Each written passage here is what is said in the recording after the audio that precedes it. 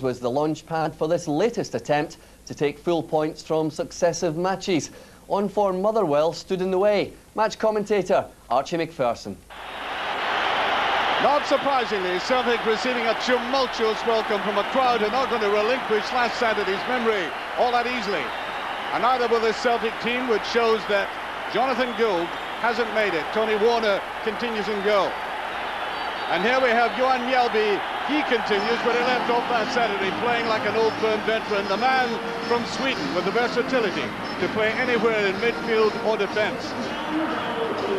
And Motherwell enjoying a renaissance under John Boyle and Billy Davis, mixed youth and experience, and nobody comes with more of that than Owen Coyle, a threat under any circumstances, and Motherwell's top goal scorer. And the referee is a buddy from Paisley, Kenny Clark.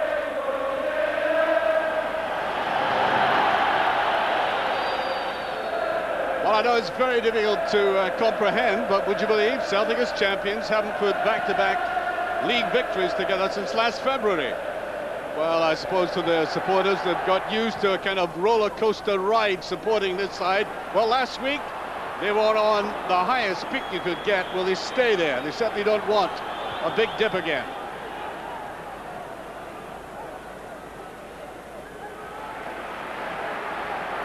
Driving forward right at the start of this game as he did against Rangers. Sean Teal putting it across there to Duisburg. Motherwell having fitted together both the Scottish and foreign element that looked a little bit shaky at the start of the season, now coming on to very solid foundation indeed. Victory against Rangers, victory against Hearts, and a very good draw away from home as Henrik Larsson lashes out at that. Nicely picked up there by John Spencer coming into midfield. Another very useful and shrewd signing by Motherwell.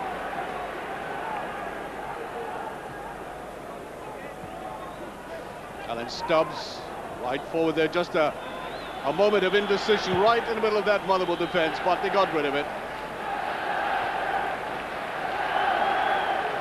Lambert.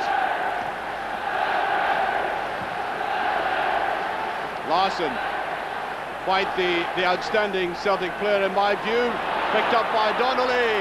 Larsson back inside there, it must be brilliantly saved. Simon Donnelly right at the end of that, and the goalkeeper, Mikko Cavan, even though that ball was deflected slightly, he contrived to get across his goal. That's good goalkeeping, but watch the slick move by Celtic there, almost putting it away.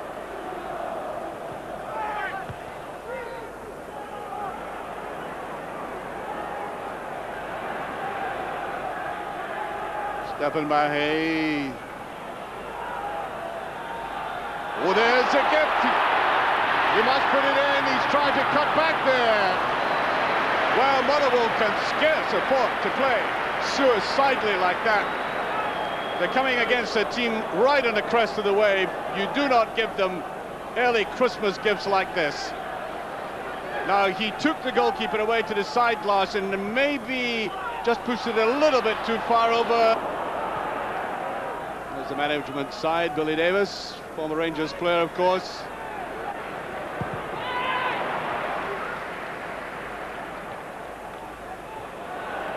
Now Moravcik's got a little bit of freedom, and that is meant for O'Donnell, the goalkeeper.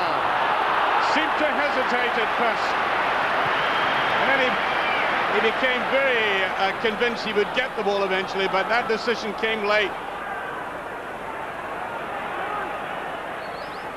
Lambert finally reset. Now this could be dangerous. Larsson again. Moravcik, there's the flick. It's in there, away from everybody, and reset. Three that missed it. Mahe, Larsson, O'Donnell, and eventually reset. The goalkeeper puts it down, and now this is what Motherwell really should be basing their counter-attack on. Celtic having flooded so many players forward. But the counter-attack is far too slow, but round goes Coyle with a shot. And their first shot of the game comes after almost 20 minutes.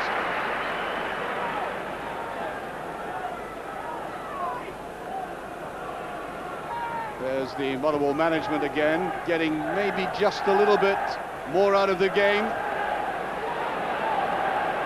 Ooh, the goalkeeper's almost blown it. Tony Warner took his eye right off the ball there, a fatal mistake.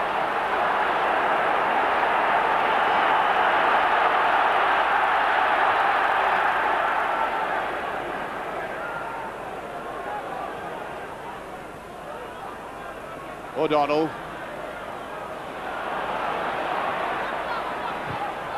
Why the degree of uncertainty, I'll never know. As Larson goes in, there's a lovely little ball put through. It's in, I think, off the post. Rapchik again, pushing it back there. Donnelly, can he get a shot in? Desperately unlucky, just turned away. And how did they survive? Celtic, who've been so quiet in the last 5 minutes, suddenly bursting forth again. But for the post would have gone up. Motherwell getting everybody behind the ball, all 11 players now.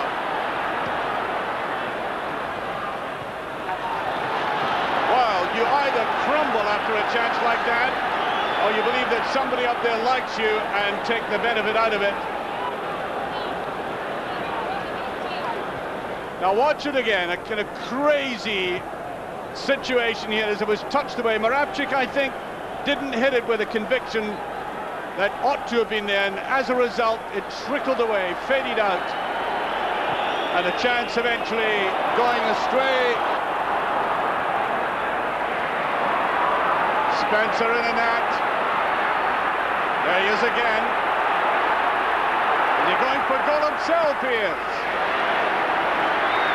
Well, quite frankly, I don't think he was quite sure, and I think he told, as he took that shot and then turned and looked over his shoulder, I think he was telling Coyle that he had made up his own mind and to forget it.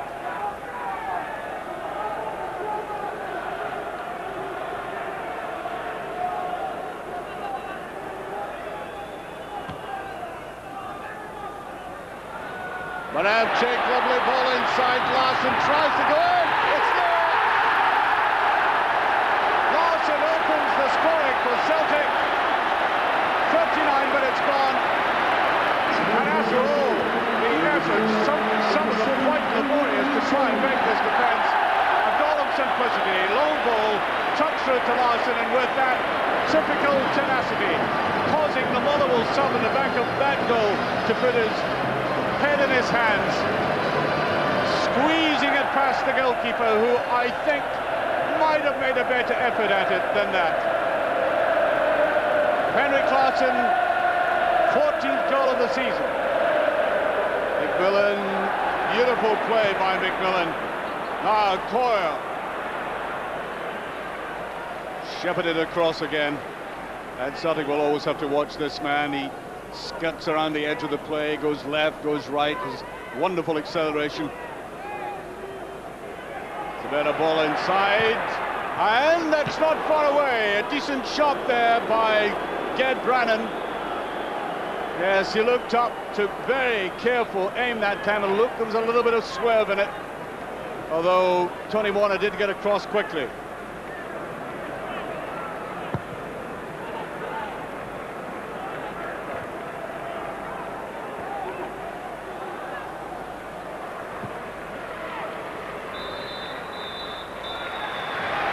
And there's the half-time whistle.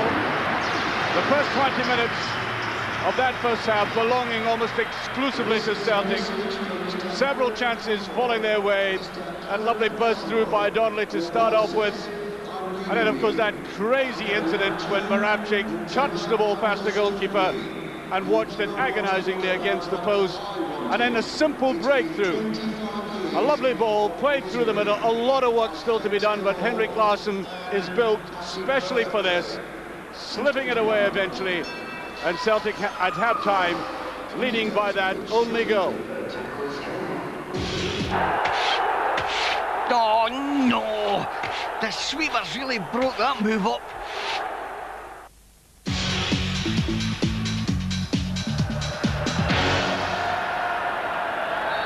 Henrik Larsson starting the second half. Well, he's now scored in each of his last 5 games for Celtic. He's not the only difference between the two teams. There have been others, but that's the difference that mattered. The way he took his goal. And Motherwell, who haven't won an away game in the Premier Division this season, have decided to gamble on bringing on a member of the board, Pat Nevin. Always a delightful touch about the way Pat Nevin plays his football, but it's asking a lot of him to lift this Motherwell team now. Played forward by Duisburg. McGowan trying to get down this right-hand side, finding it difficult.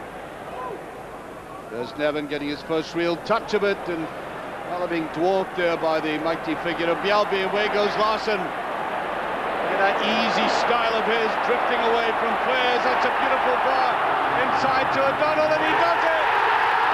Glorious goal set up by Larsson, and O'Donnell right on the end of it. He had to do a lot of running alongside Larsson, but it paid off. 2 minutes gone, and the delightful play again by Larsson from deep. And as I said, O'Donnell had to do a lot of running to catch up in it, but he did, and kept his cool. 2-0.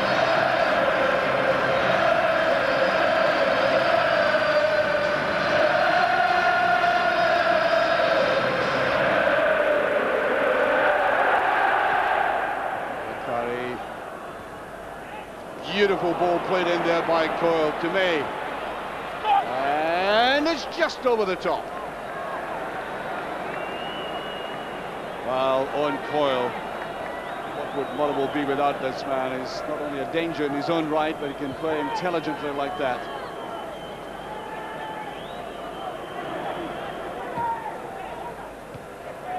Spencer's played very well for Motherwell today. Played intelligently. He's been busy as well. That's, again, cutting them on the left-hand side of their defence. Anybody in there for the middle, and it's just taken away. Warner. A befuddled-looking goalkeeper that time. Lacked a bit of concentration. Lucky to get away with it. First real blunder in that defence. And I doubt very much that the Motherwell players could believe they had that opportunity. Here's Nevin. Now reset. Haven't seen too much of him recently. We are now. Down to Donnelly, a let fly. It wasn't an easy ball to take this. Coming across him like that, the defenders pouncing on him as quickly as they could, and he wriggles his way free before the shot, which was too direct. Well, it's very noticeable that Paul Lambert has been forced very much deeper in the second half, and once again Larsson gets that unwarrantable freedom, can't make anything of it this time, and the goalkeeper is utterly panicked. And no wonder. He must be standing at his line saying to himself, why is the most dangerous player in Scottish football at the moment getting so much latitude?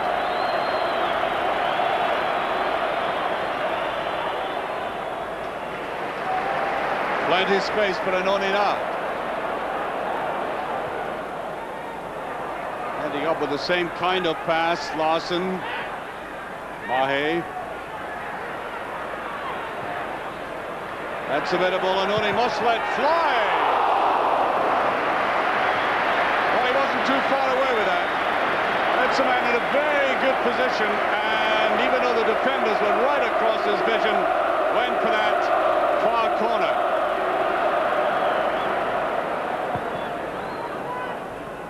That's a bit of ball, Spencer. No offside. But driving in now, he's looking for a little bit of support. And McClare's finish is weak, and that was, quite frankly, a very poor ball played inside. Again, a drive forward that really lacked belief.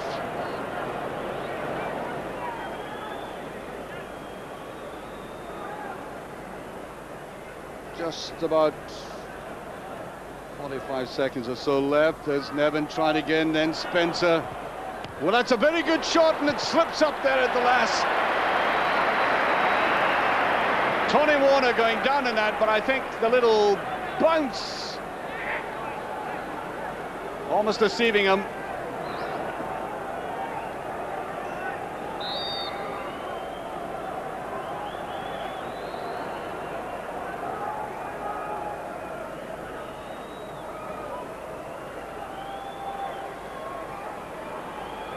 But taking the ball away in the far side.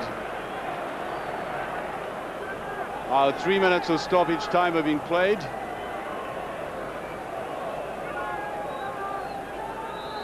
And there goes the full-time whistle. Eventually a comfortable victory for Celtic. They had dicey moments in the second half, but there is my man of the match. I don't know who the official man of the match is, and really I don't care. He's mine. His superb contribution to this game. We saw a little defensive move by him there, but what really mattered was his ability, his vision, his tenacity, which got the first goal out of virtually nothing. Many another player would have lost this opportunity, but he held to his task and put it away. And then that amazing start to the second half. Key again at the heart of it. Well aided by the run on the outside by O'Donnell. Put away there. So there we are. Celtic remain on that high that they started last week, and for the first time since last February have created these two back-to-back league wins, this time by 2-0. I think every game has a different history, and of course derby game has a different atmosphere. That game has a different atmosphere too. But we played against strong and good opposition. They played well. They have been passing ball very well. We have been seeing good understanding from their side, and I think our players, they adapt to the situation well. We start well first 15-20 minutes, and later on second half, when we scored second goal, was very important, you know, just to be more calm and to read the game and to be ready for a good and strong counter-attacks. I think team tried hard, worked hard, and again, congratulations to the oppositions. They played well, and we deserve to win, I think. For that reason, our players play well too. It's very important for us and for the fans, because you know, we're not going to give up a title easily. Last week we came out with a great performance against Rangers, but it was very important that we built on that today, and we went and put another good performance and got the 3 points. I think the Celtic support held their breath so many times in the first 20 minutes because you had so many chances to score. Yeah, we started the game very well again, but and we didn't get the goal, which is always a worry, but you know, we kept playing the passing game, and we got rewards, you know, I think after about 35-40 minutes when Henrik scored, and we continued that in the second half and got another goal. 1-0, you've got a chance. At 2-0, well, the game's starting to go away from you. If you keep playing away, you never know what you may create. Say in the last, I mean, they've scored 2 minutes into the second half. You've still got 43 minutes of that half to go, so you've got a chance if you score. How do you feel now, considering that before the Old Firm game, people were criticising you, but now you're really stamping your authority on this team? You've got the players in that you want so far. No, I think, you know, that all constructive criticism is okay, if it's constructive criticism. If it's a criticism which is trying just to push things in the different way, no, but for me, I'm not afraid about that, because I think, you know, I am straight man, I am fair play, and just, if that criticism is not correct, and they are trying to find out things which they are not really true, I have no problem with that.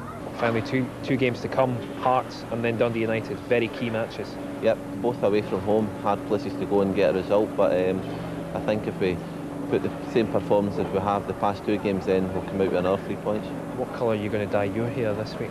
Oh no, I'm not as daft as Gildy. Yeah, and you